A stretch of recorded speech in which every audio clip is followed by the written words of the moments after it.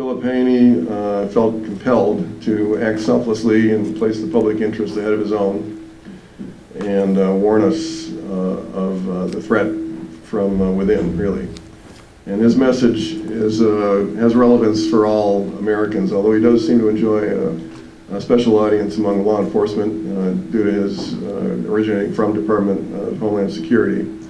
But tonight we're going to hear a warning from him of how leftist policies intended to inflict global chaos on Western democracies is underway, and how those policies are intended to impede those governments in maintaining order and retaining their unique identities and values.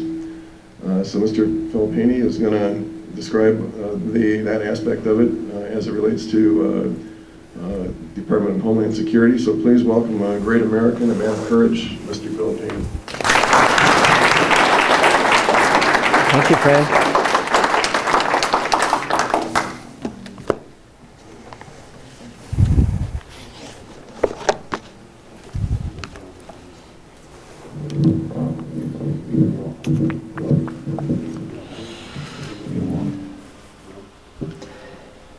Thank you, everyone, for coming. It's been quite an honor to travel around the United States and meet my fellow citizens. See if I can move over where it won't reverb. Okay. Thank you very much for coming out. What I'll talk about tonight is not an easy subject to discuss. I have found, traveling around, and I'm on what I call the Midwest tour right now. I've been in 9 states. I'm going to Ohio in the morning. I'll finish up in Cleveland, then Columbus, and then Cincinnati, and then go on back down to where I live in the metro Atlanta area for a day or two, and then off to DC for 2 big meetings, up to Rutland, Vermont, where they're doing what I call parachuting refugees or unvetted immigrants into a community without any involvement from the community at all. And that's happening all over. I just heard from a colleague of mine in Duluth. When I was there a few days ago, I gave them a homework assignment. I said, watch in the media for the first indication that somebody in the Islamic community is going to ask for exemption to be made about polygamy. And because it's part of their religion. And I couldn't believe it. He said, you were right, Philip.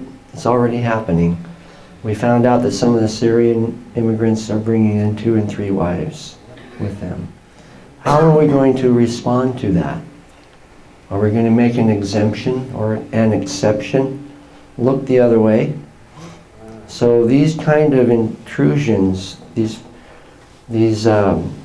insertions into our public life are going to become more and more common until we find a constitutionally based way to respond to them. I wanted to read something from here. You can see that in the back of the book I put an appendix. There's quite a few letters that I put in the back of the book because I don't blame you for finding it difficult to believe that what I'm telling you is true. I don't blame you at all. So I tried to preempt that or to remedy that by putting the actual letters in the back of the book from the Department of Homeland Security, both the good ones and the bad ones. But this one is the original certificate that we received as founding members of the Department of Homeland Security. It was signed by Tom Ridge, Washington, D.C., March 1st, 2003. It's a 24-word mandate. As a founding member of the Department of Homeland Security, our mandate was dedicated to preventing terrorist attacks within the United States, reducing America's vulnerability to terrorism, and minimizing the damage from potential attacks and natural disasters. 24 words. I'd like to know if anybody has ever heard anybody in the administration quote those original founding words. Not even one time. Why do you suppose that is? It was very straightforward at the beginning what the Department of Homeland Security was created for. And those of us who were there on the ground on that day when we all took the vow to protect our country from threat, both foreign and domestic, it was very clear to all of us why we were there.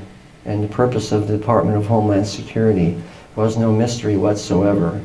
It's very straightforward. And I would like to ask how many people in the room have taken that vow, either in terms of law enforcement or military or some other capacity. And are any of you, even if you're not active duty, have any of you retired from your vow? Meaning, do you still feel that it's in effect? And that you would, if called upon or the opportunity intruded or presented itself, you would respond based on that vow? Well, that's how I feel. That's why I'm standing in front of you. Because I am retired from federal law enforcement, I'm no longer active duty with the Department of Homeland Security, but my vow is still in active duty. And therefore, if you take the vow willingly as a person of integrity, with your right hand raised, there's something that you never again can do once you raise your right hand and take the vow, and that is to cover your face. You're not allowed to do that. You cannot, if you're a person of integrity. I'd like to read something from the Declaration of Independence. And I was reading this a few days ago, and I came across a phrase that really turned the key for me of understanding what is motivating the people, what I call our adversaries. I don't even use R and D, Republican and Democrat. I use adversaries and allies. We hold these truths to be self-evident, that all men are created equal, that they are endowed by their Creator with certain unalienable rights, that among these are life, liberty, and the pursuit of happiness, that to secure these rights, governments are instituted among men, deriving their just powers from the consent of the governed, that whenever any form of government becomes destructive of these ends, it is the right of the people to alter or abolish it, and to institute new government, laying its foundation on such principles and organizing its powers in such form as to them shall seem most likely to affect their safety and happiness. And it struck me while I was reading it, the phrase, the right of the people to alter or abolish it. And it hit me. That's what our adversaries are trying to do.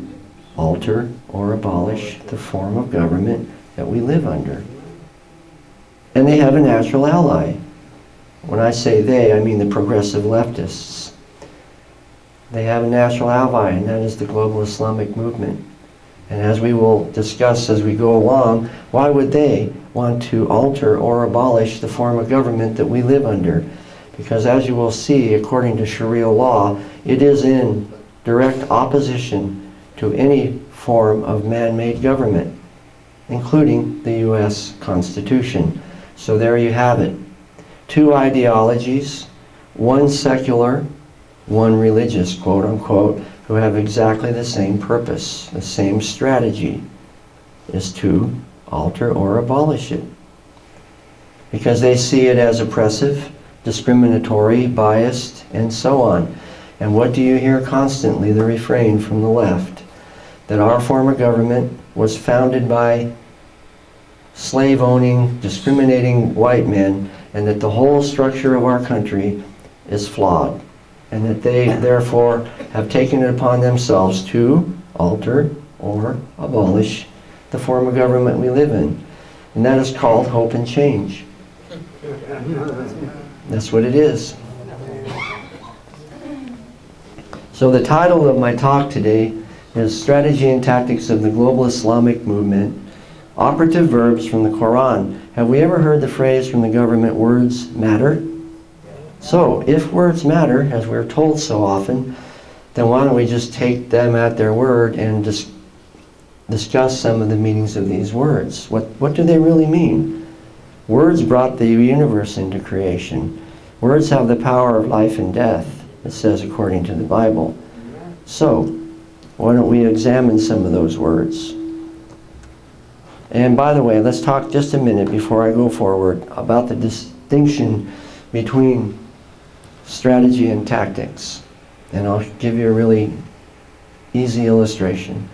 When we're all finished tonight, what will our strategy be? Each one of us. It's really quite simple. Go home.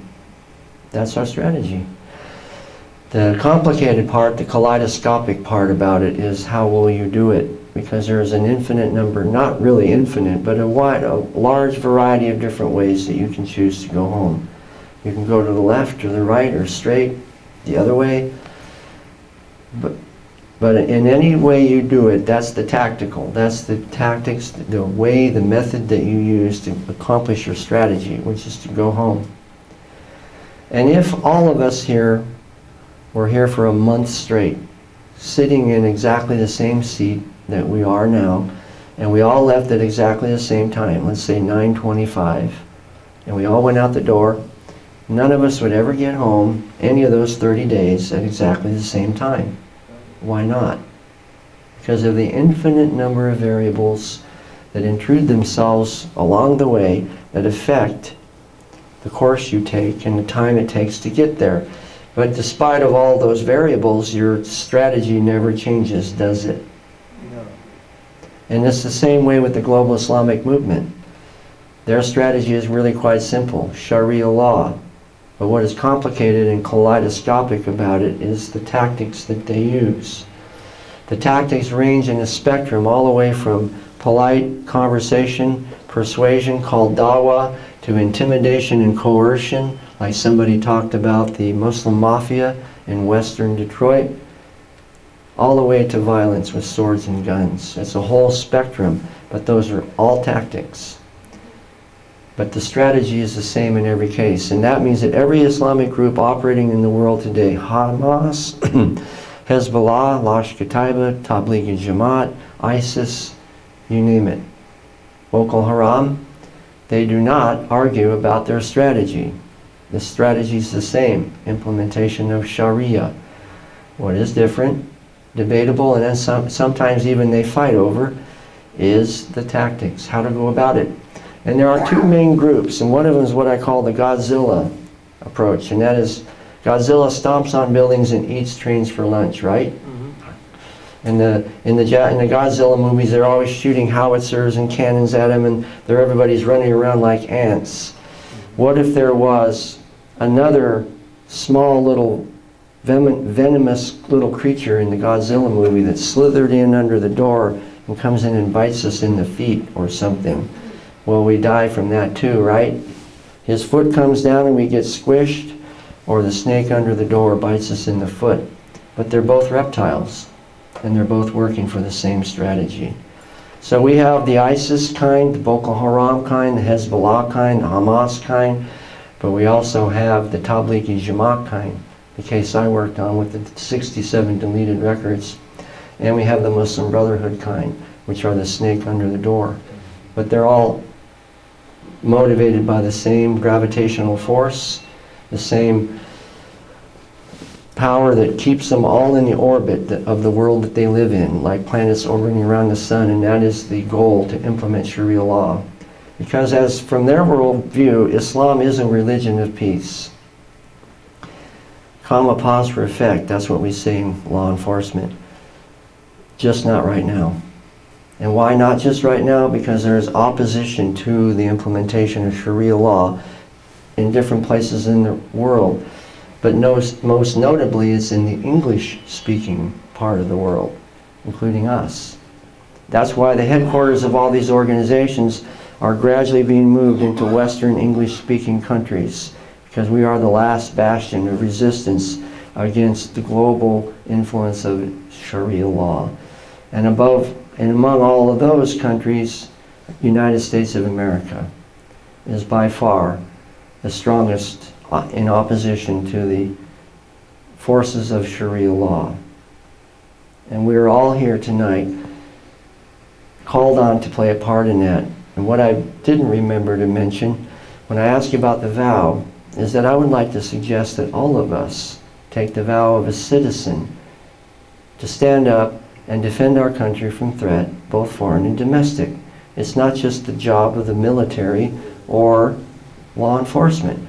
This is a country of, or government of, for and by the people.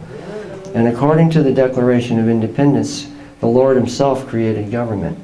If the Lord himself, and in Romans 8, instituted government, then by default, we are called on to participate in the process. We don't have the option of schlepping our way through life in a state of ignorance. It's unauthorized. We're violating the rules of the coming kingdom if we allow ourselves to meander through life in a state of ignorance like children. Remember what it says? Don't be children. Be men of understanding. Children in guile, but men of understanding. So here is the icon, an animated icon, and I would like to just to pretend that you're all my colleagues at the Department of Homeland Security National Targeting Center, what I call the Secret Squirrel Division of Homeland Security, where I used to work. And I hand you this, and I say, I want you to analyze this and give me a briefing in 20 minutes. Is this a threat to our country? Is this something that we should be concerned about? I want you to tell me, give me a briefing, what is it? So, what do we see there? We're doing what we call a first level analysis. The world, okay, good. And it's rotating. Swords, couple swords, right? Okay, the Quran, someone said Quran. Why do you say that? What is the evidence that that's actually the Quran? See, you have implicit bias according to the Attorney General. You're not supposed to make those assumptions. It's left to right, not right to left. That's the answer. Yep. So the overwhelming visual evidence is that it is a very plausible premise, right? You can build a case built on probable cause that that's the Quran because you have articulable facts. Now I'm talking like a cop, right? That's what you have to do. Now what else do we see that we haven't mentioned yet? Arabic writing. That's right. Okay. You think those words are important, or should we just ignore it, right? Okay, if they're important, then what are you going to do? How are you going to find out what they mean? Somebody's got to tell you, right? I'll help you. So let's start with the words this time around. Middle right, the word on the right there in the middle in white as al-Ikhwan. Al-Ikhwan. The one on the right is al-Muslimin. That's al-Ikhwan al-Muslimin. That is the brothers of the Muslim. Islamic. This is the Muslim Brotherhood's icon. Have you ever heard of the Muslim Brotherhood before? Have you ever heard of CARE? Yeah. Council on American Islamic Religion. How about Walid Dawood? Dawood Walid. That's him. That's his organization. How about Islamic Society of North America? How about the guy in Canton, Michigan named Ali Suleiman Ali? That's him too. Okay, what about the word down at the bottom? That is Wayauda. It means prepare. Prepare to do what? It means prepare to terrify your enemies and defeat them in war. That's what it says. It's from Quran 8:60. Al-Anfal, the spoils of war. We're going to see it a little bit later. By the way, before I forget, work with your coordinator for the event. Write your email down. Maybe he has all yours already. And you can have the PowerPoint. You don't have to worry about trying to write everything down or memorize it all. It's designed for you to learn from. So when you have it, then you can go back, check what I'm saying, come to your own conclusions, all the URLs and the citations. Oh, I just messed up. Didn't mean to push that button. Now I might have to restart it. That's what Hillary said. Okay, what I was trying to say is the URLs and everything are in the PowerPoint slides, so you can go back and look it all up. So we'll wait for this and I'll talk. Hopefully it'll come back up in a minute. We were talking about the Muslim Brotherhood icon, the verse from Quran 8:60 that says, prepare to defeat them and terrify them in war. Remember the two swords, what do they mean? Why two? War. Well, it's implementation in Sharia internally and enforcement and promotion of Sharia law externally. So yeah, it does have to do with war. It basically implies that everything up to and including the sword is authorized to accomplish the goal that is implied in that icon.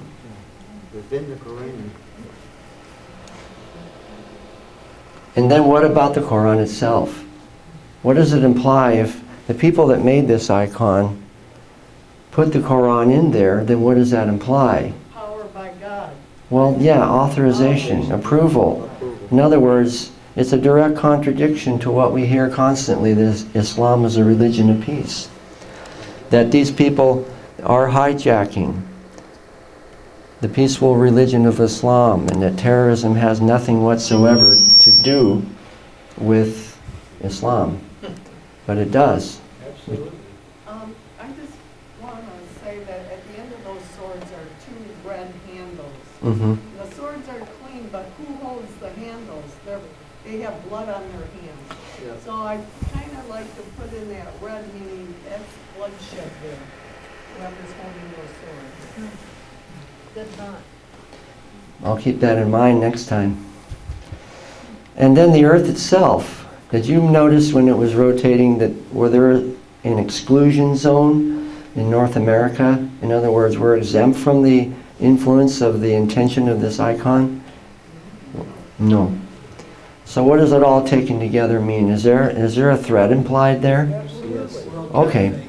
So we get to the point now of the real lesson, and that is, why would this administration form a formal alliance with this organization and bring them into positions of authority and influence both in the domestic arena vis-a-vis counterterrorism and in the foreign counterterrorism arena as well? Why would they do that? Is it because maybe they didn't know? Money. No, you can't say they didn't know. Why? How many people have heard of the Holy Land Foundation trial?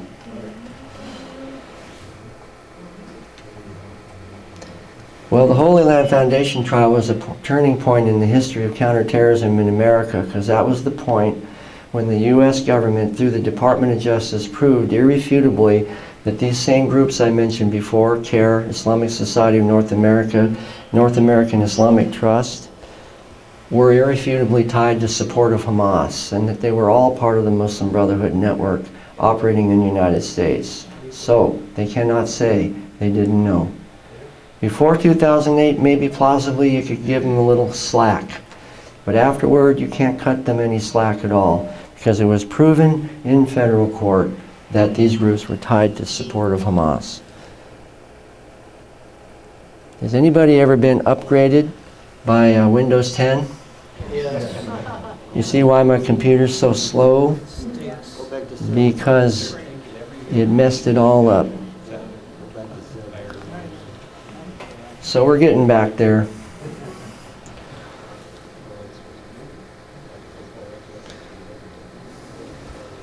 So the whole impression of that animated icon is to convey the strategic and tactical goals of the global Islamic movement. That's the point of it.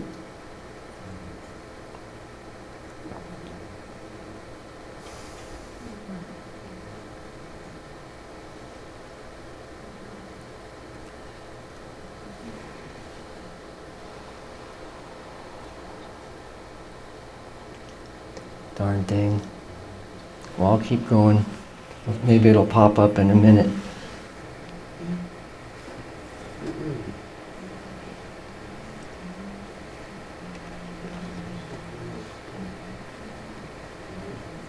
Okay.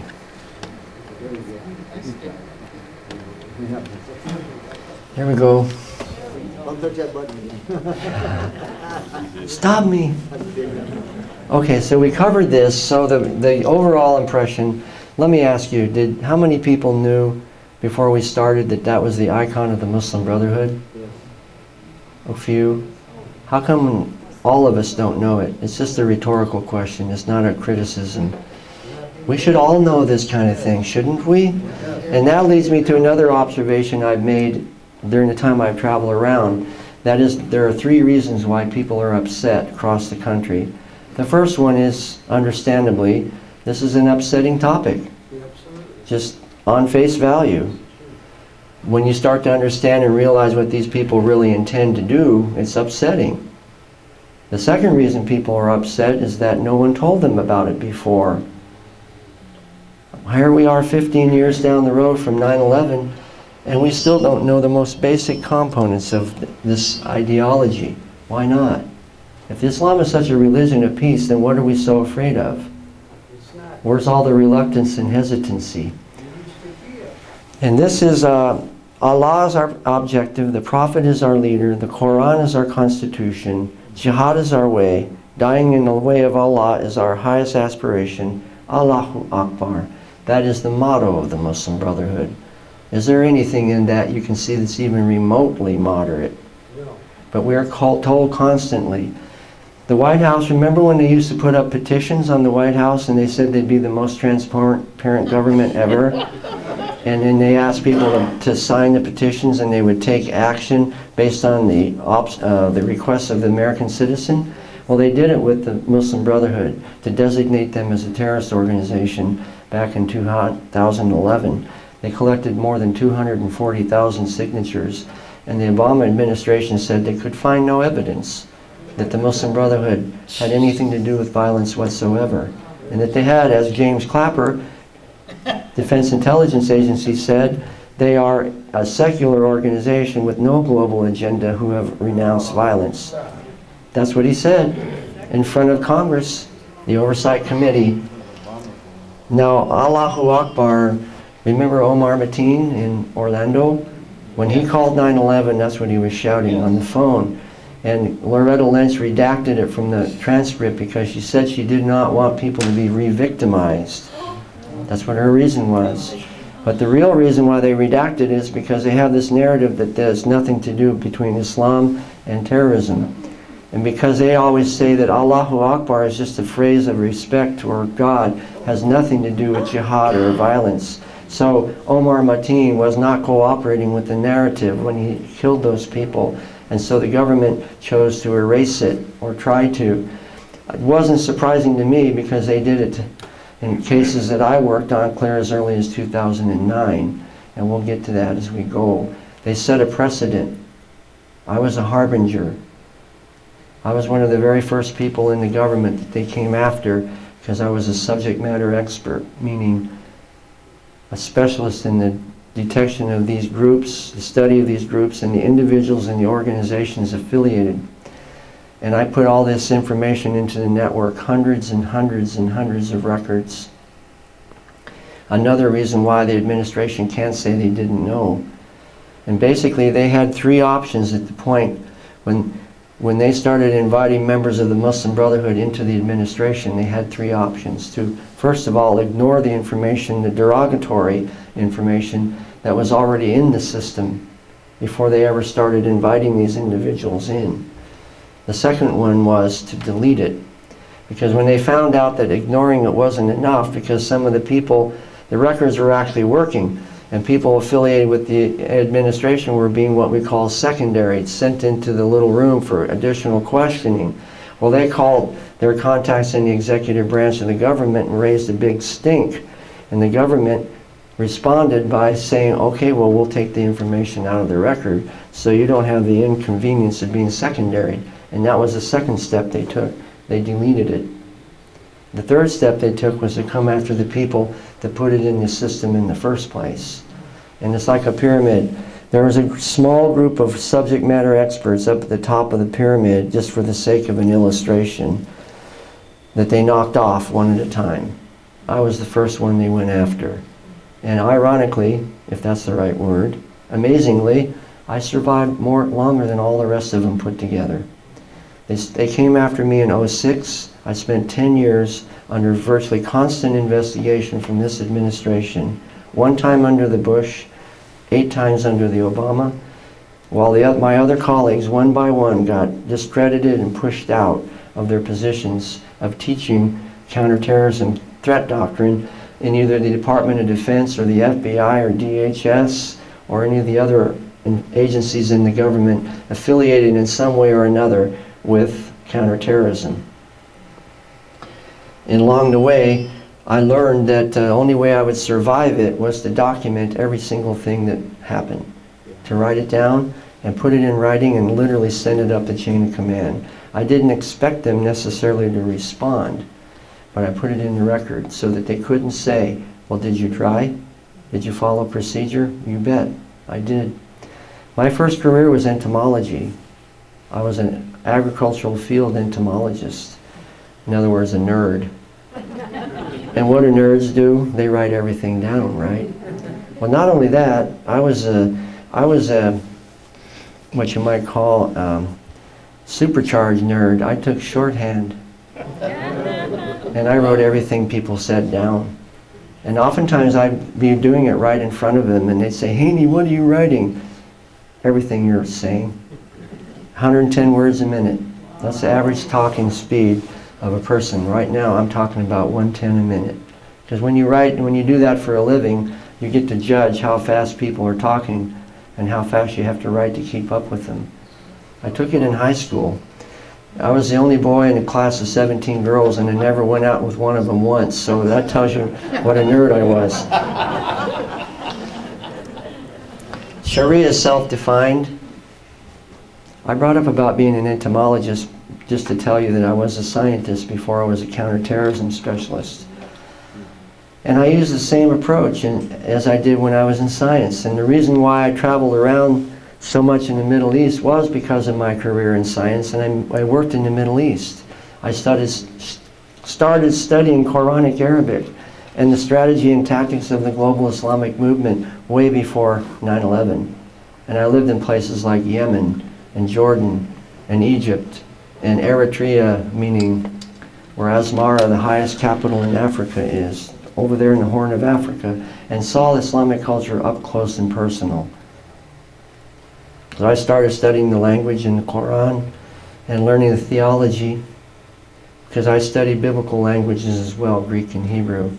And then the Lord showed me way back, I want you to start studying the Quran because I want you to be balanced. I want you to understand all of what's going on in the Middle East, including Islam itself. So that was way before 9/11, and there was no market value for it. Nobody cared about that kind of stuff until 9/11 happened, and then everything changed overnight. And what I used to do is now invisible, and what was before invisible is now out in front. Sharia law defines itself as a legal system governing Islam, derived from the Hadith and tradition. It is a compilation of moral, civil, and religious law, as opposed to any human legislation, except for the U.S. Constitution. Does that say that? No. Nope. And the verb oppose, is that a passive verb? No. It's an action verb. It's an assertive verb.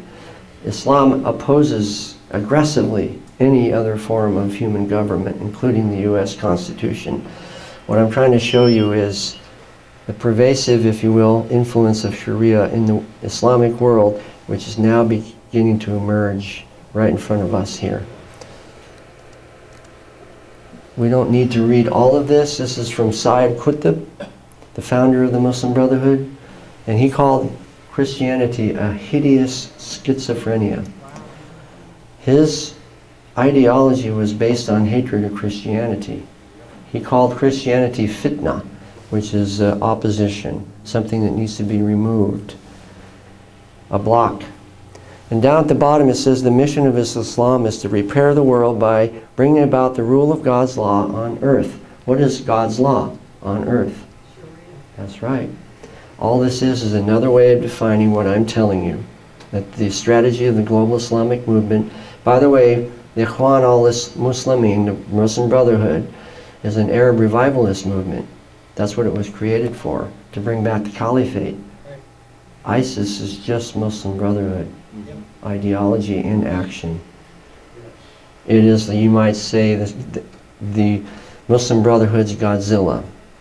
But Muslim Brotherhood has all these other creatures that are being sent out into the world as well. Here's the 3 things that he hated, just for a Christian audience. Jesus was not crucified, that's Quran 173. Calling Jesus the Son of God is blasphemy, it's a death sentence. And Muhammad is the Paraclete, the Parakletos in Greek there, the Holy Spirit. Did you know that? How many people knew that? If you're going to have interfaith dialogue, these 3 points should be the first thing on the table. Because if you can't get past this, then you have no dialogue. It's a monologue, and it's being controlled by the other side. You have to address these things first. Otherwise, there's no point. You're not accomplishing anything. You're compromising. If you have a religion that believes implacably that Jesus was not crucified, what does the Bible say about that? If you don't believe that he's crucified, among other things, our religion is in vain, and we are of all men most miserable. Yeah. He didn't conquer death. That's right. So we are foolish. There's no forgiveness. If Islam is true, we are fools because we're believing something that isn't true. But they do believe in Jesus. Yes, but not in terms of an atonement. Correct. Yes. Nor did they believe that he died on the cross. He did go into heaven. He is supernatural in that respect, but not with any atoning quality. And actually he's going to come back and announce the Mahdi coming up, and then he's going to kill all the Christians that don't submit to Islam. But to me, the one is the most serious is that teaching that Muhammad is the Paraclete, the one who was promised in John 14 and 16 that would never leave us or forsake us. So that's important to know. Whenever you view Islam, regardless of how else you might look at it, you should know that. It's in direct opposition to the very core of what we believe. In our world, what does Sharia law look at? Well, this is a flow chart. If it was an animated icon like the first one, you would see it ebb and flow day by day. But all it really does is show you the gravitational force of the desire to implement Sharia law in one particular geographical area we call Iraq or Iran or Syria. In the old days, before 1917, in the Sykes-Picot Agreement, there were no borders in the Middle East. It was called Al-Shams, the place of the sun. And that's what IS in ISIS means, the place of Al-Shams, the place of the sun. What they're trying to do is go back to the time before the West was ever really involved in the Middle East at all. That again is why the Muslim Brotherhood was founded. It's called Al-Arab, Al-Arabiya, the Arab Revival. We called it during the uprising in Egypt and across the Middle East the Arab Spring, but that's a mistranslation. Again, talking about the importance of the meanings of words. We were constantly told that it was a democratic uprising to implement, freedom and democracy in the Middle East, but that's not what it was at all. It was an Arab revival movement. And the leaders of it knew it and said so plainly from the very beginning. But our administration, because they were allied with the Muslim Brotherhood, promoted a false narrative about what it really was. But when the time came and the Muslim Brotherhood found the opportunity, they literally pushed the young people that drove that Arab Spring in Egypt off the stage and co-opted the entire movement. And Yusuf al-Qaradawi, who had not been in Egypt for 30 years, when Mubarak conceded and stepped down and they claimed victory, they gathered in Tahrir Square by the hundreds of thousands and they shouted at the top of their voice, Rahim, Shahadin, Milyonin, Al-Quds, Rahim, Shahadin, Milyonin, Al-Quds. We will march to Jerusalem to die as martyrs by the millions. They declared to us what their intention was all along. They didn't say, long live George Washington or long live Abraham Lincoln. They said they were going to go to Al-Quds, the holy city, and die by the millions. And the Sheikh Yusuf al-Qaradawi was standing right there on the platform like a king with all these hundreds of thousands of men raising their fists like that. While the CNN commentator, one of the most surreal things I've ever seen in my life, was commenting over the top of the roar saying, "Isn't it wonderful? Democracy has come to Egypt." While these people are shouting at the top of their voice that they're going to conquer Jerusalem. That's what you call an existential disconnect. Useful idiot. Nice way to put it. And here for a little more Hebrew, Lo yishama od Hamas be'ardsech, which means in English, no longer will you hear the sound of violence in your land. The reason why I bring it up is because Hamas, amazingly enough, is violence. The red word over at the top, the little square letter, the 3, that's Hamas. In Hebrew it means violence. In Arabic it means zeal. And the last letter, this one here, is a C, kaf, and it means yours. So really the argument's actually been settled. The land is theirs, the one who the Lord gave to. The controversy is between today, the 24th of August, 2016, and what will happen when that actually does finally become true. That's what we're looking at, and we're part of it. We're in the middle of a great controversy, an everlasting hatred, that God basically does not have the right to choose who He will have a relationship with. But we've been grafted into that same covenant. We're part of it.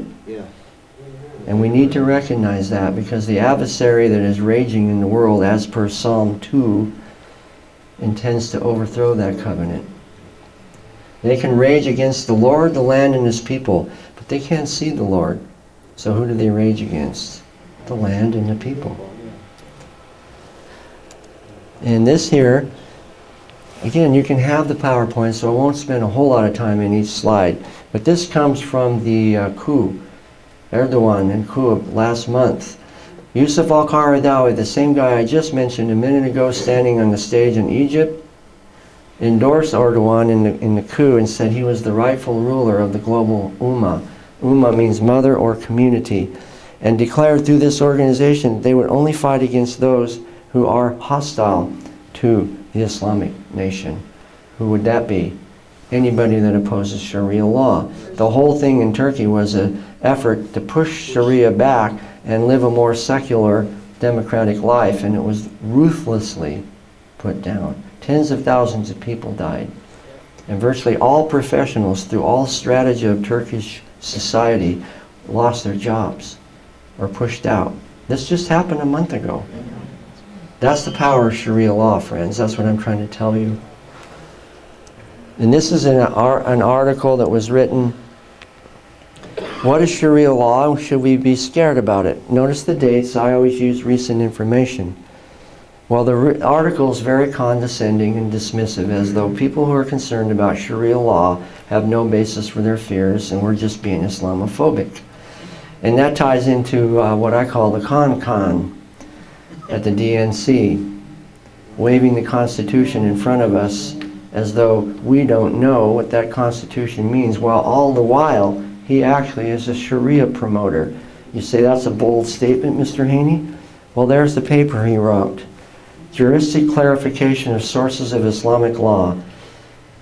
Khazir Muazzam Khan, Houston Journal of International Law, Autumn 1983, Volume 6, Number 1. This is the guy that waved the Constitution in front of us at the DNC. You talk about audacious obscenity. He's a pro-Sharia promoter, standing in front of us pretending like he's a constitutional supporter. We're being misled and deceived blatantly, right in front of us. These are not the droids you're looking for, but we need to not let Jedi mind trick be working on our...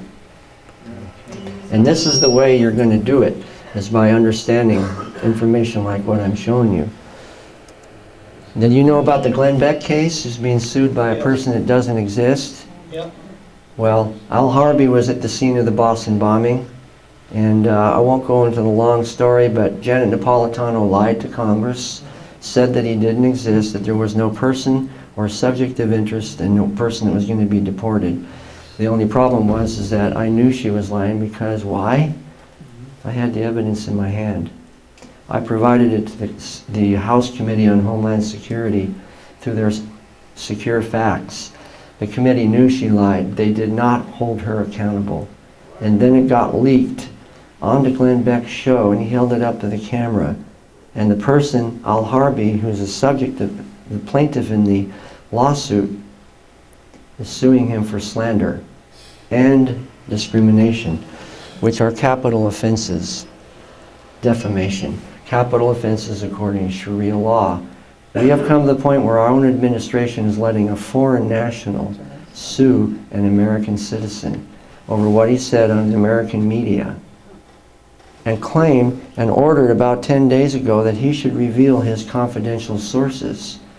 What do you think the Saudi Arabian government's going to do with information on confidential sources, who, by the way, happen to be 2 law enforcement officers? Yeah. I think you probably already guessed who one of them is, right? Actually, it's a semantic flaw, because I didn't actually provide anything to Glenn Beck. I provided it to the House Committee on Homeland Security, but it got leaked out of their committee. And what is this case going to do about whistleblowers, which I was, confidential sources? How about the complicated fact that once I was a law enforcement, now I'm civilian? Right. What about the First Amendment? Yeah, what about the faith of confidential sources? There's a lot in this case. Today, when I was at the other location, I was taking calls from the lawyers. They're not going to reveal the names. They're going to seek a way to settle the case without revealing the names. And they were asking me for more background on what this particular charge that Al Harbi had, which is called, we call it 3B, terrorism charges. And I told them there's 3 components. There's actual involvement in real terrorism with guns and stuff. There is affiliation with people who are known terrorists, and then there's financial support. And so they're going to put in some more paperwork and see if they can mediate or come to an agreement on how to settle the case without revealing the names of the sources. But I'm particularly upset with the administration and even people with R's after their name, because they knew. And they let me and my colleagues suffer the effects of what I call invisible shrapnel. Because when Janet Napolitano lied, she pulled the trigger on the 3rd bomb of the Boston Marathon bombing, and it shredded people like myself. She has not been held accountable. She's now the Chancellor of the University of California. But the people who took the hit for the administration's incompetence and abrogation of duty are people like myself and my colleague. This one is, you ever heard of grooming gangs in the UK or rape gangs in the rest of Europe? Well, the leadership in Europe's solution is for women not to provoke the rape gangs. They're not going to deal with that because they might violate the sensibilities and the civil rights and civil liberties of these new immigrant classes. So they're telling the women that it's on you to protect yourself. And where does this come from? What does this have to do with Sharia law anyhow? You might ask. Well, here's what it has to do. It's from the Quran. Not to mention, according to the U.S. Southern Command in 2015, there 331,000 immigrants came across the southwestern border. Of that, 30,000 were from countries of terrorist concern. And so you say, why? Well, big deal. Well, here's the verse in the Quran, chapter 4, verse 3. What your right hand possesses. It's authorized to the Quran that when you come into an infidel land, a non-Islamic country, you can take anyone you want to. Because it says you can marry 3 or 4 women. This is the verse where it comes to authorizing marriage of 4 women. But then the rest of the verse says, but if you fear that you will not be just, then marry only, that's in brackets, one of those your right hand possesses. This is more suitable that you may not incline to injustice. How convenient. If you can't take care of 4 wives, just capture one and use her as a sex slave. Pretty grotesque, I know. But this is the facts. This is why this kind of stuff is going on all over the world. And now I heard somebody call it the Muslim Mafia is in Western Detroit.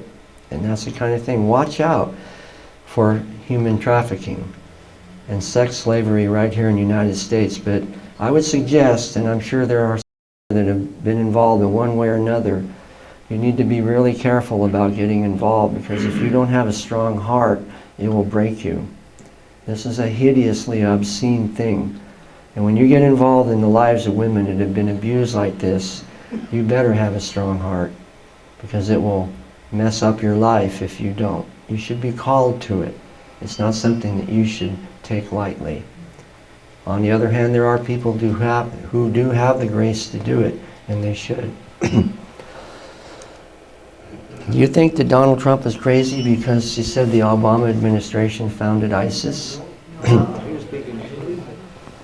You wouldn't think so if you listened to Claire McCaskill. She said Trump and Putin founded ISIS. This is the level of deception, disinformation, and misinformation that we're receiving in this world today. It's like that in the movies where that white toxic gas comes across the floor. If it touches you, it'll turn you into a zombie. That's why we need the Holy Spirit speaking to the community of faith. That's the only one that'll keep us sober-minded in this confusing world that we live in. Otherwise, it's hopeless. There's no way you can stand up against this kind of disinformation if you don't know that what they're saying is a total lie. So to prove the point, here's the answer to my question. The Defense Intelligence Agency published a report in August of 2012, a month before Benghazi, and told that 3 things were happening from Benghazi. A, they were sending small shipments of arms to the coast of Syria. B, they were giving those small shipments of arms that wouldn't be detected to 3 main groups opposing Assad: Al-Nusra Front, Al-Qaeda of Iraq, and the Muslim Brotherhood. And when I read that, I realized no wonder I was always in so much trouble. I was targeting the very organization that this administration had formed an alliance with. And number 3 is I encouraged them to take eastern Syria as a buffer between Assad and the Iranian regime. And did they do it? Yeah. You bet. Then what did they do after that? They took western Iraq. This is ISIS. We created ISIS. Now we're dealing with the consequences of these policies. They're called immigrants. They're actually unvetted immigrants. Nobody actually knows who they are. But they know who they are, believe me. They know exactly who they are, what family they were born in, what city they were born in, their grandparents and names back 5 generations. Believe me, they know who they are. But when they come on here, they adopt this persona that they are unnamed, lost all their paperwork, and then they take all the handouts, because that is called civilizational jihad or settlement jihad. Their mandate is to plunder us. That's what Anwar al-Awlaki's legacy was. You remember him? The reason why he's so important in history is because he translated the abstract concepts of different forms of jihad to the English-speaking world so that they could see through the veil and understand concisely and correctly what the strategy and tactic of the global Islamic movement actually is in English. That was his legacy. Just in case you might be thinking that none of what I'm talking about really has much to do with us here, I don't think you really feel that way, but just in case you did, let's do another analysis. What's that icon have in similarity to the first one we looked at? Justice. There's some Arabic, there's a world, there's a Quran again. The Quran says if you lack knowledge, seek out those who have it.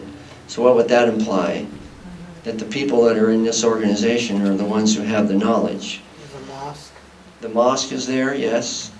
The wheat, those things on the side, that is a symbol of Al-Arab, Al-Arabiya, what I already mentioned, the Arab revival. That's the same symbolism that is in the Holy Land Foundation's icon. So there's a continuity through all these icons. This is Muslim Brotherhood, by the way. So somebody read for me the words in English.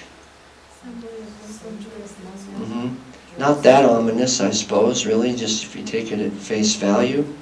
So let's look at what the words in Arabic. Remember, this is your second briefing you're given to your supervisor. He wants to know, does this organization pose a threat? So you did such a good job on the last one, he's asked you to do this one now. So let's look up here. That little letter, the little round one, that's an M in Arabic. The very first word is majama, rhymes with pajama. It comes from the word jama as a noun. When you put an M on the front of any noun in Arabic or Hebrew, it becomes the people that do it, the people in the group, for example. Using a nice example, lamed means to learn in Hebrew. A melamed is the person who teaches you. And Talmud, amazingly enough, the Talmud is the thing that teaches you. So the second word is fuqaha. Fuqaha is plural for the word fiqh. Fiqh is law. So this is a group of lawyers. You want to surmise a guess what the third word might be? Sharia. Al-Sharia. And the fourth word is bit amrikia. Bit means in or with. Bit amrikia means in America. This is the group of lawyers promoting Sharia law in America. So I'd like to give you a homework assignment. Call your state, local, and federal representative and ask him, why is this organization even operating in America? Because remember what have anybody read Article 6 lately of the Constitution?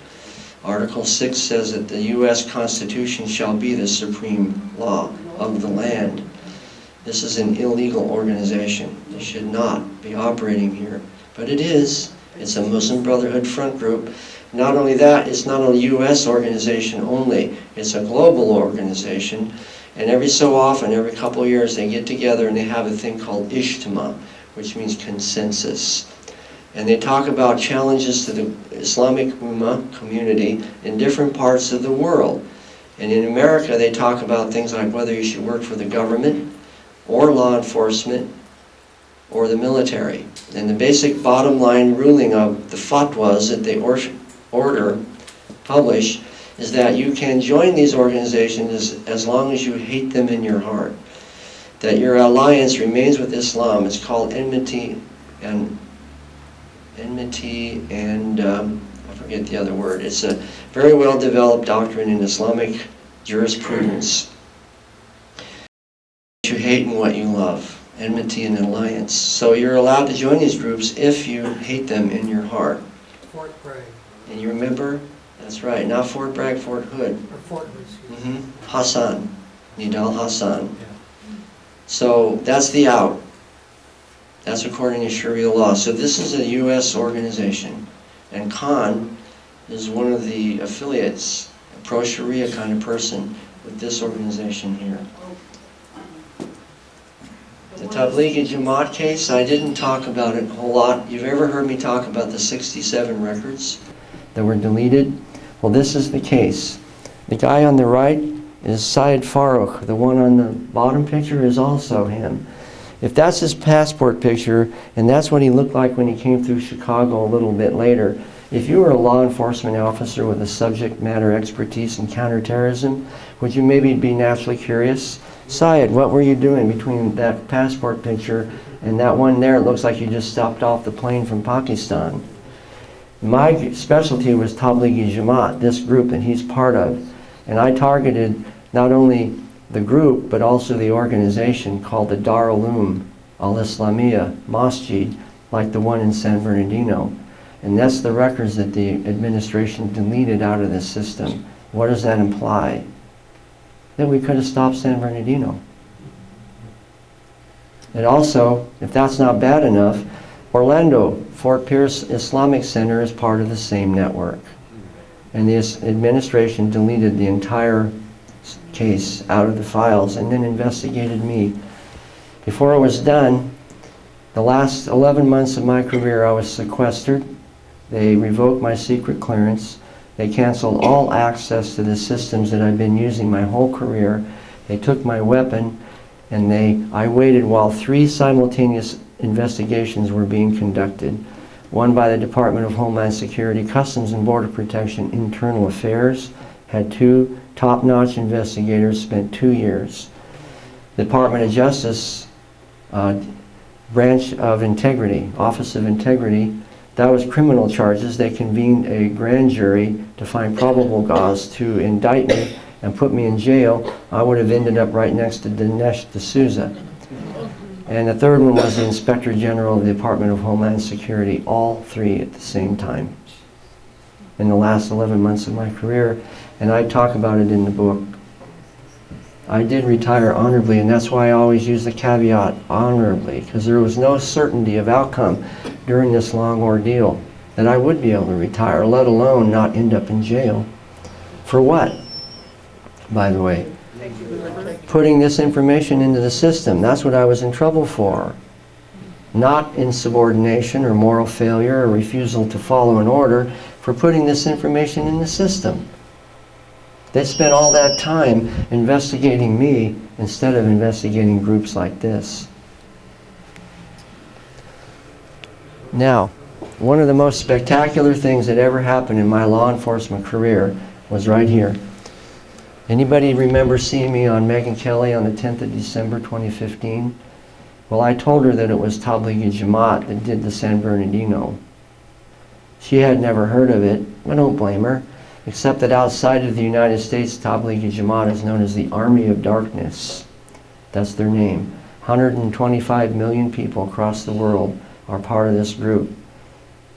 However, even my colleagues in Washington were telling me, Haney, you really stretched the rubber band this time, boy. If you're wrong, that's it for you. Because if I had said that Syed Farouk and Tashfeen Malik were part of, let's say, Hamas or Hezbollah or any other group, they would have still been terrorists, but I would have been wrong, meaning I would have misdefined them, and I would have discredited myself. He doesn't know what he's talking about. See, we told you. That's why we investigated him all that time.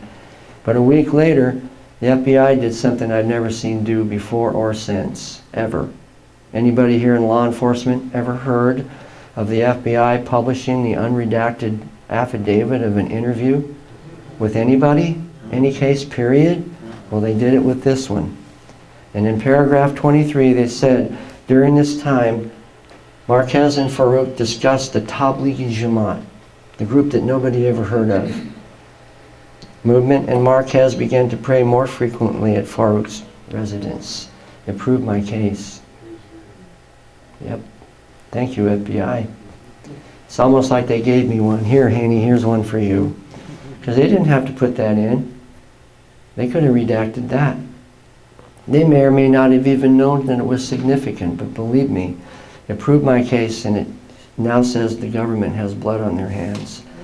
And my simple question, since the day I went public on Megyn Kelly on the 10th of December up until now, including 50 visits to Congress and my public testimony before Ted Cruz's Judiciary Committee on the 28th of June of this year, was a simple question.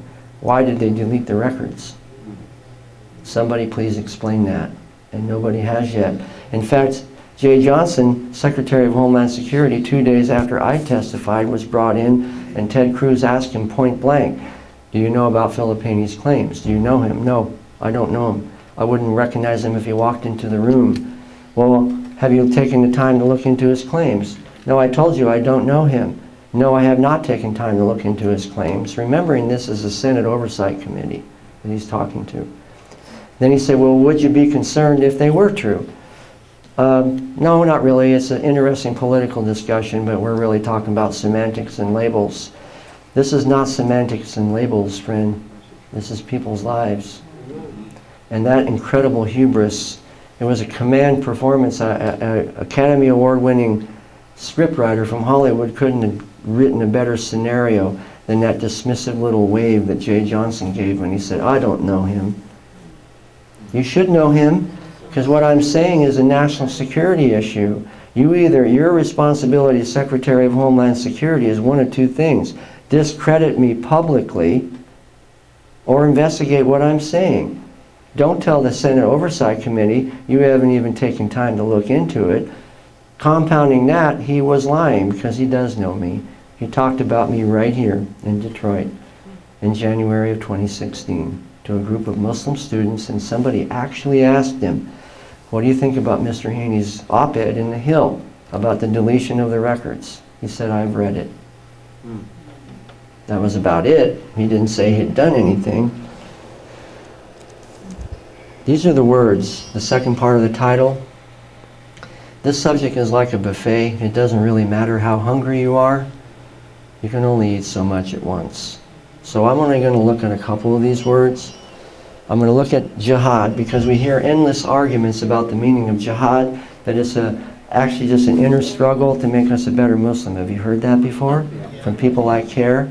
Well, let's read Quran 9:73. O Prophet, fight hard against the disbelievers and the hypocrites, and be harsh upon them, and their refuge is hell, and wretched is their destination. Is there anything that's even remotely peaceful about that? Jihad occurs 40 times in the Quran. 40. The next word, which is slaughter, qatl, as per down there, faqtuluhum, which is not a cuss word, but it sounds like one. And this verse has that same verb repeated 6 times in the same verb, or verse. Every time you see kill, slaughter, or fight in Quran 2:191, it's the same verb repeated 6 times.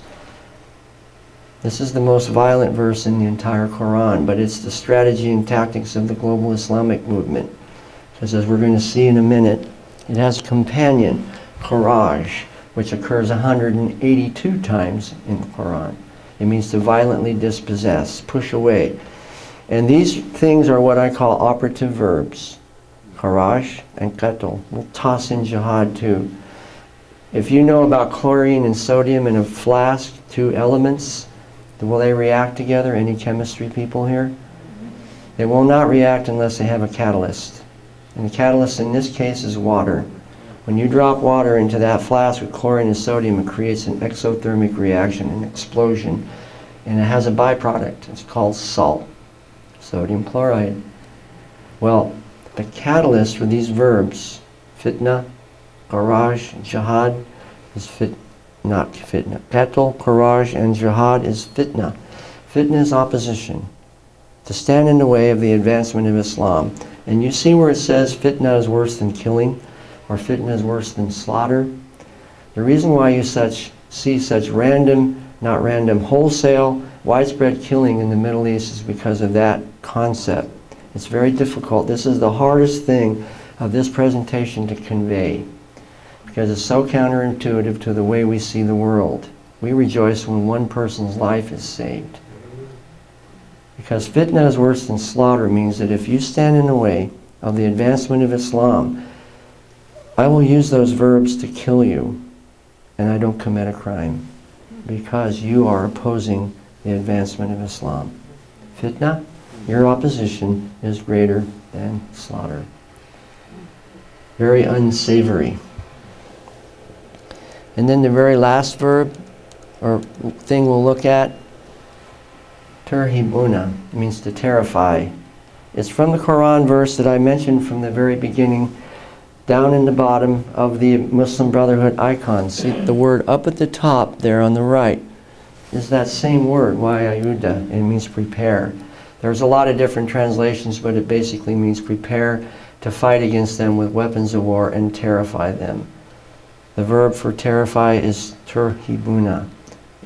In other words, terrorism is in the Quran, despite the fact that everybody tells you that people who do this stuff are hijacking the peaceful religion of Islam.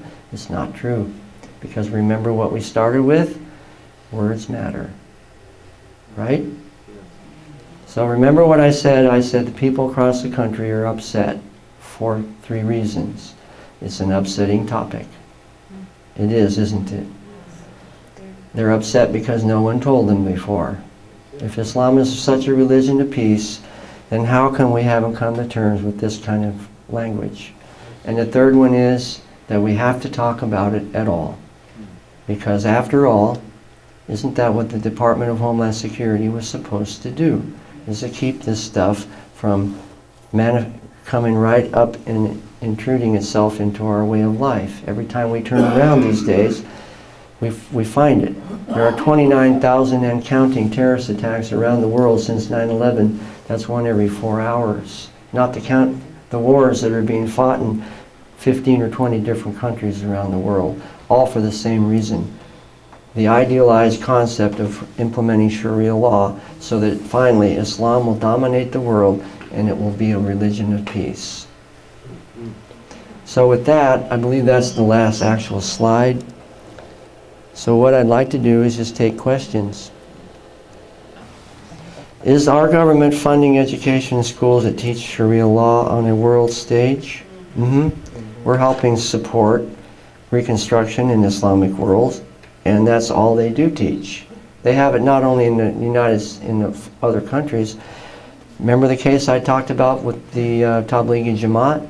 That whole network that the 67 records were part of is a madrasa system operating right here in the United States, right under our noses.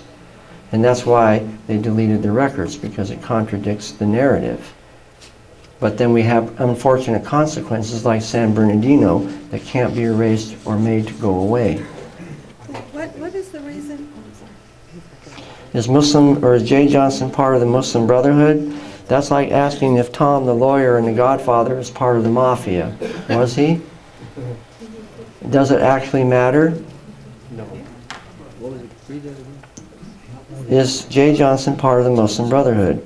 I said it's kind of like Tom the lawyer in The Godfather, Robert Duvall. Was he a member of the family? No. But did it actually matter? He's helping them accomplish their strategic goal. How can we get the younger generation to open their eyes? Well, spend time with them. Start with that. We are only responsible for what we can do in our own arena. We're not called to change the world, quote unquote. We are called to deal with our own personal integrity first and foremost, and to be wise and discerning of the times we live in, and then influence the people around you, from your immediate family on out from there. And if we all did that, you would see a transformation. Did Sharia develop mostly during this? Oh no, Sharia is 1400 years old. Aren't you afraid for your life? No. Why? Because I believe that I'm standing for eternal truth, and that the Creator of the universe promised that He'd never leave or even forsake me, and that if He gave me the grace to have integrity, then no weapon that's formed against me can prosper. But if I don't have integrity,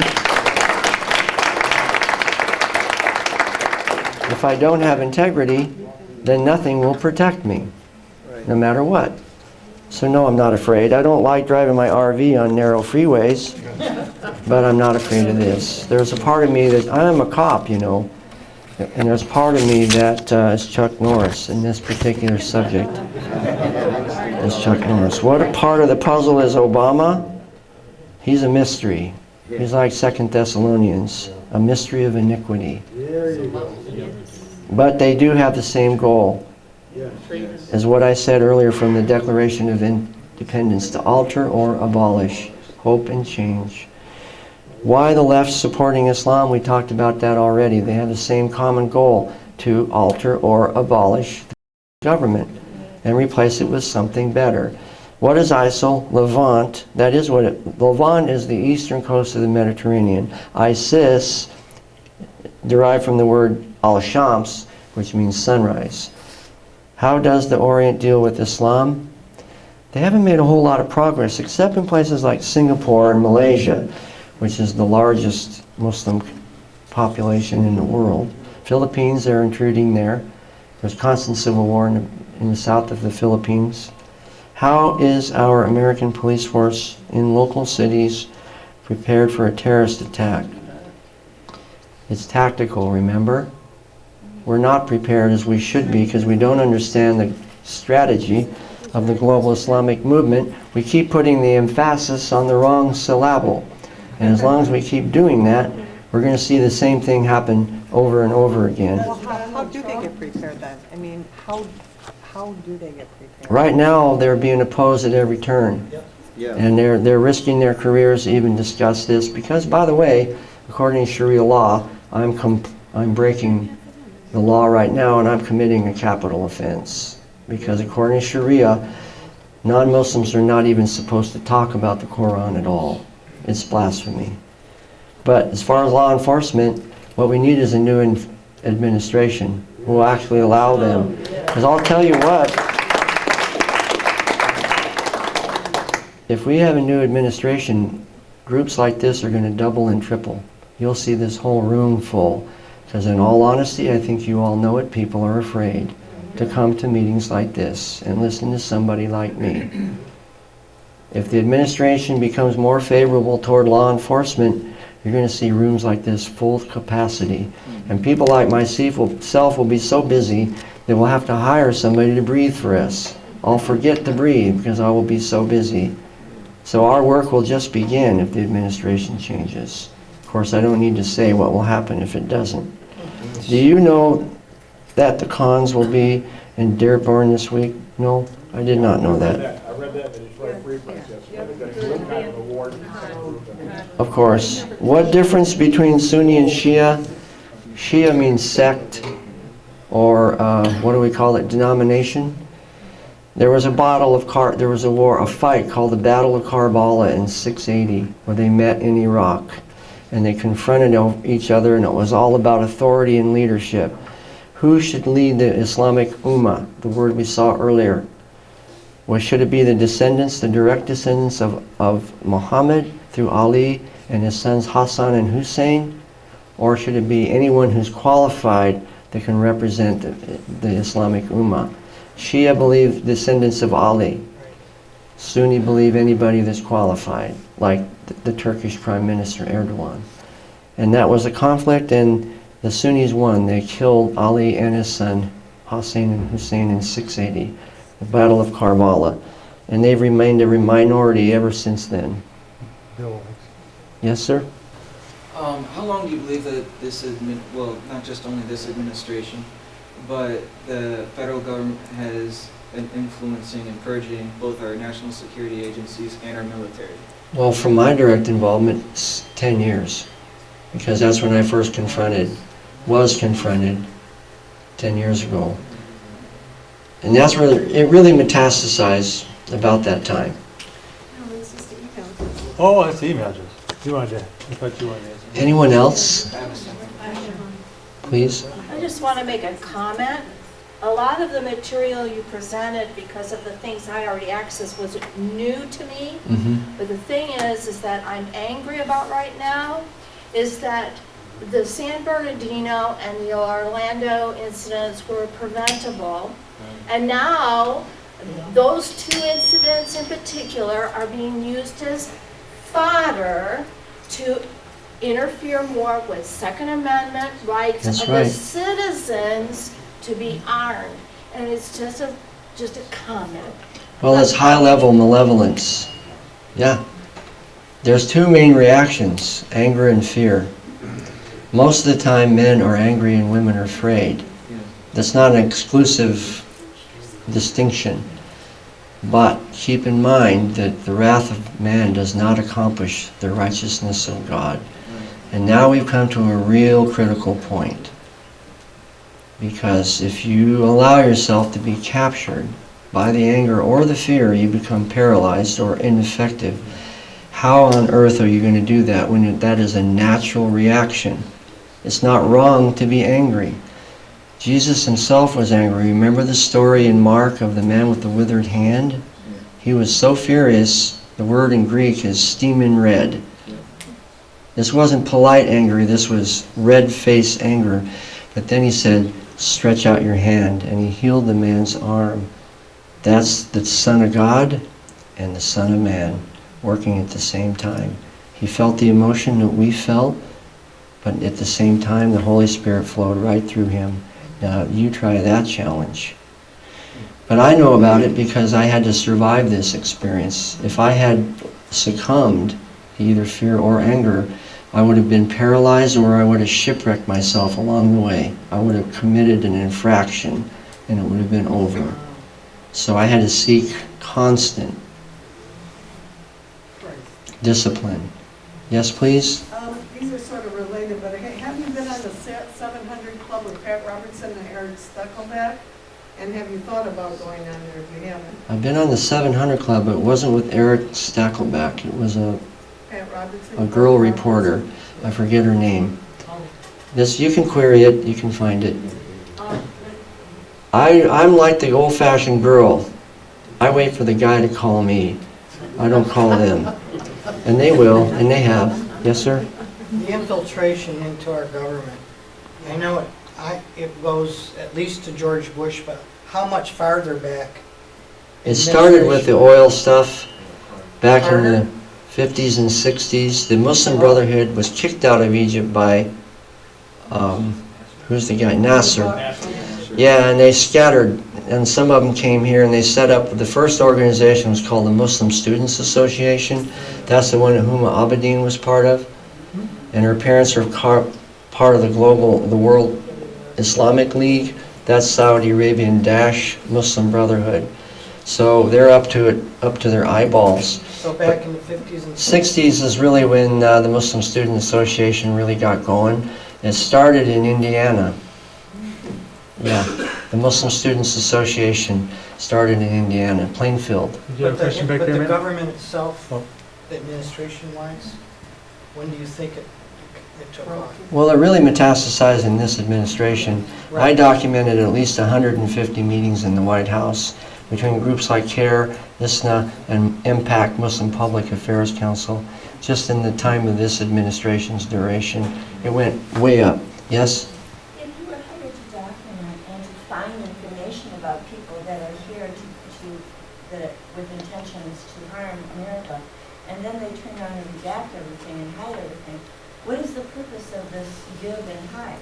Is it to allow terrorism to continue and to grow, or what? I don't get it. It's a quid pro quo arrangement. We won't bother you and you don't bother us. Well, why are you hired to find it at all? Good question. That's the whole point. See something, say nothing. Yeah, it doesn't make any sense. I'm not trying to say that it does. That's why I told you, remember from the start, that I put the letters in the back of the book. Because exactly that reaction happens over and over again.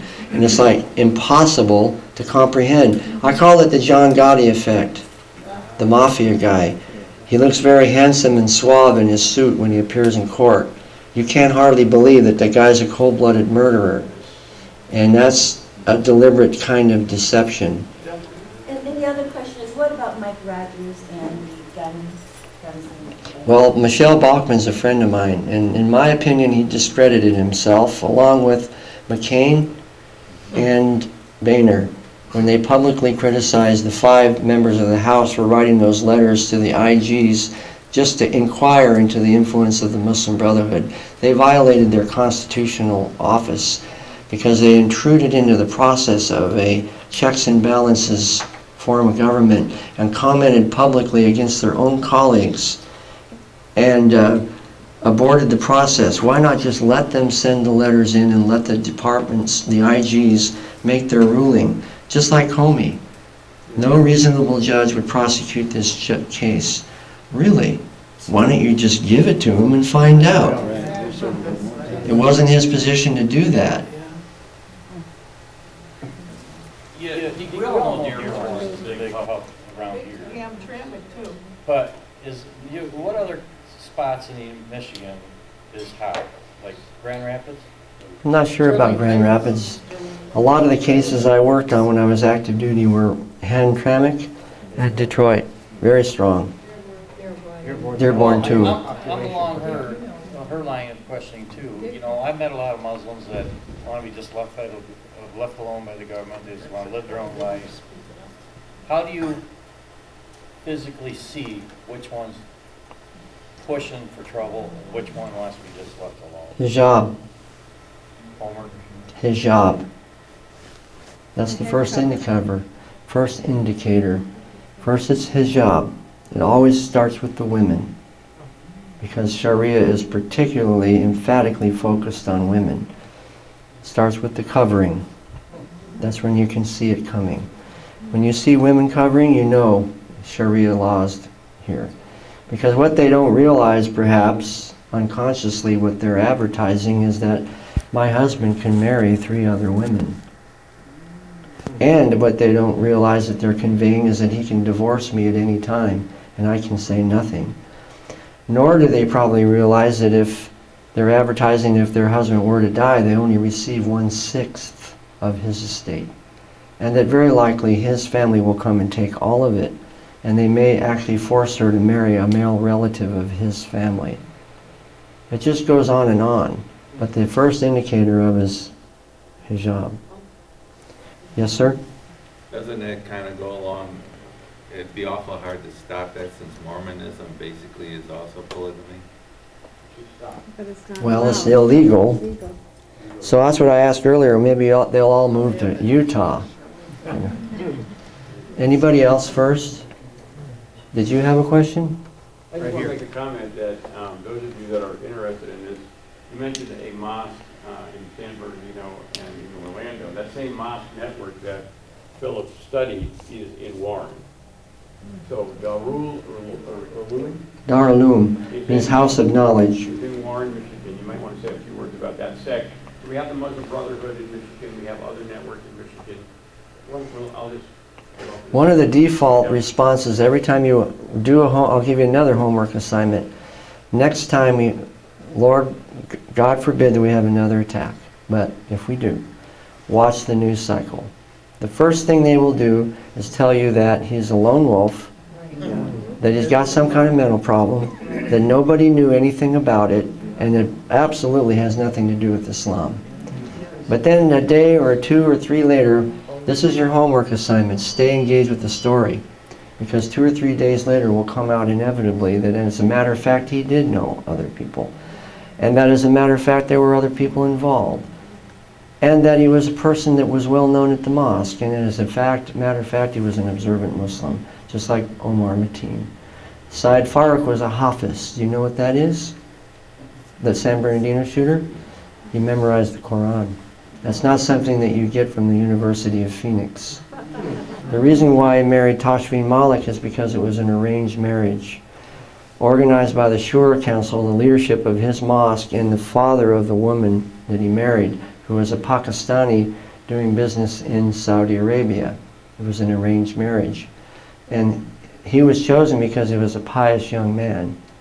He had a lot of promise. He could have been an imam.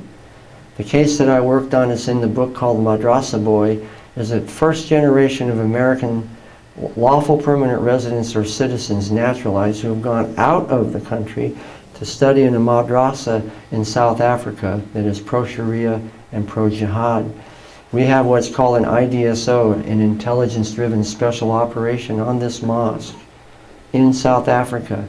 And I caught the first generation and interviewed them for 4 or 5 years straight and watched them grow from boys into men. That's the case they shut down. They just cut the whole thing. I captured the first generation. That's why it's so important. Anybody else first? You, please. Yes. Phil, I know we're talking about Sharia law and the courts, and there have been a number of cases that have come before our court system where the courts have basically agreed with the people in being able to practice Sharia law and have that really start infiltrating our legal system. How do we get that across to people that these things are really happening in our world here in the U.S.? Legalize tar and feathering. Article 6. This is what we need. See, we constantly debate about First Amendment. It doesn't have anything to do with First Amendment. It's Article 6. This Constitution and the laws of the United States which shall be made in pursuance thereof, and all treaties made which shall be made under the authority of the United States shall be the supreme law of the land. Period. Period. That's it. It's not a religious freedom issue. It's a legal issue. But we don't have a corpus of law because it's never been challenged before. Our forefathers were geniuses. They foresaw it. When we take the oath against threat, both foreign and domestic, they realized that it was possible that the threat would come from internal. But we didn't. We grew up as Americans thinking that our elected officials had our best interests in mind. And we have come to the point to believe that it's hard for us to believe, I should say, that it's not the case. Because we were taught different. And it's really difficult for us to accept it. It's psychologically quite difficult to accept it. Yes, sir? I seem to recall that Sean Hannity had mentioned connecting you with Donald Trump. Is that going to happen? Well, he says his term was put me back to work, which I would be willing to do. I would go back to work as a civilian and help my colleagues upgrade. But again, as I said earlier, I'm like the old-fashioned gorilla. I will not call them. They have to call me, because I'm not going to go out on a date if I have to beg somebody to take me out. And if they're not ready for that yet, then maybe they will be. Maybe it's a matter of time. But if I try to push it, then I might end up getting involved in a team that I don't really want to be part of. It has to be lined up. Washington, D.C. is a city of what I call porcupines and landmines. They're always, people get bent out of shape all the time, and they poke each other or you step on something. So I will wait until they do call me, but I can tell you I know at least 5 people that are directly closely involved. One of them is Joe Smits, is in the book. He's the one that told me, Philip, we were standing outside the Ford building in Washington. People will kill you for what you know. Yeah. He wasn't talking about jihadis from Yemen. Yeah. He was talking about the people within a square mile of where we were standing. You think he was joking? No. So and Michelle Bachmann and I are friends. Sean Hannity and I are friends. You know, I know 2 or 3 other people that are very close. And if it's going to happen, time will come. It's like apples on the tree. I just came from northern Michigan. They're getting ready to pick them, but they're not quite ripe yet. So being an old entomologist, I like to use agricultural. So if the time is right, when the fruit is ready, then they'll call me and I'll go back, but as a civilian, and teach my colleagues how to upgrade their skills. And we'll start at the big ports first. And that will send a written message out to the whole world that the Americans are serious again about counterterrorism. You wouldn't believe how fast it will change. It could change.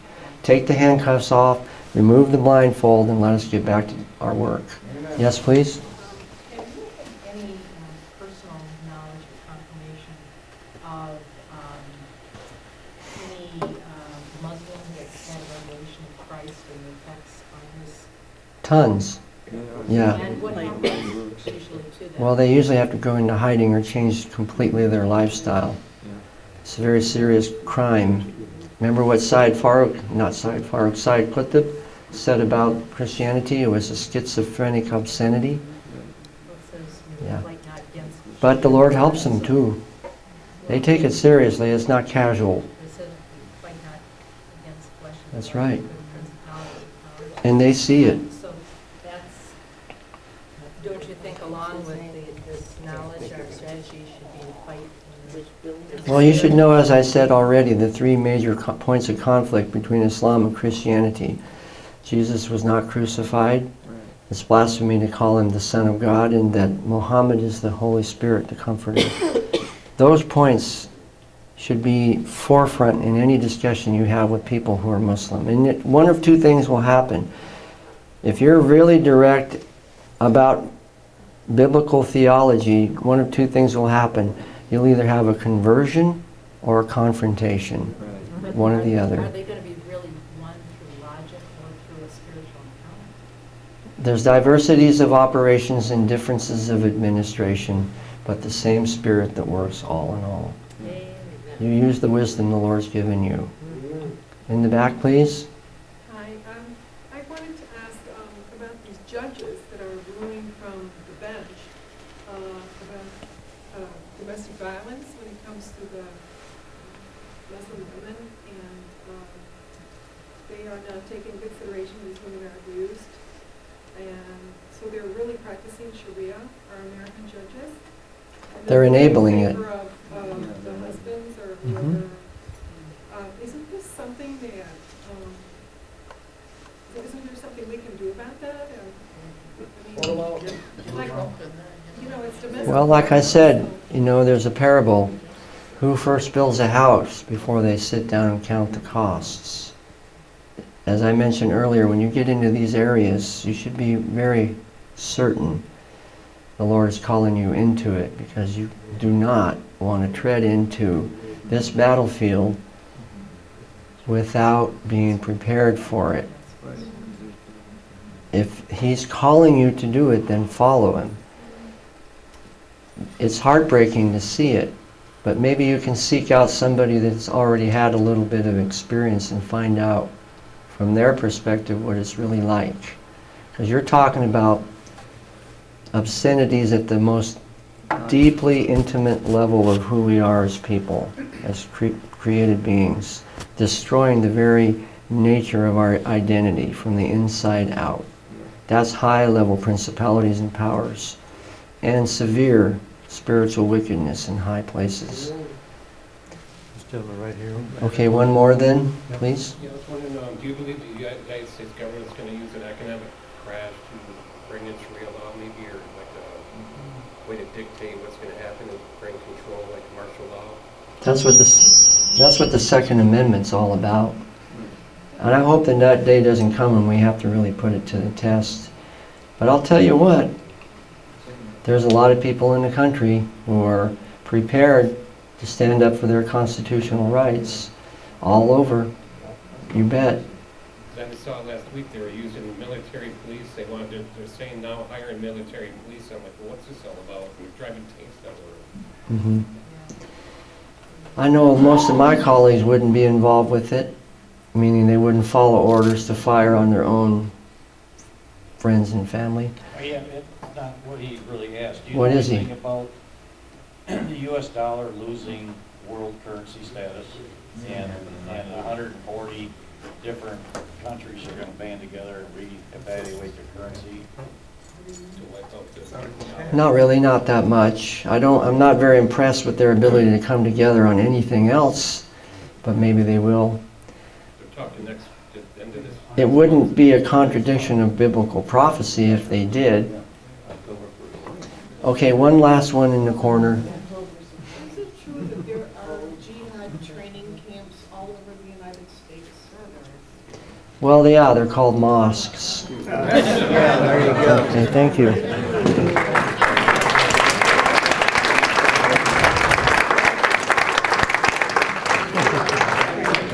Thank you very much, Mr. Haney.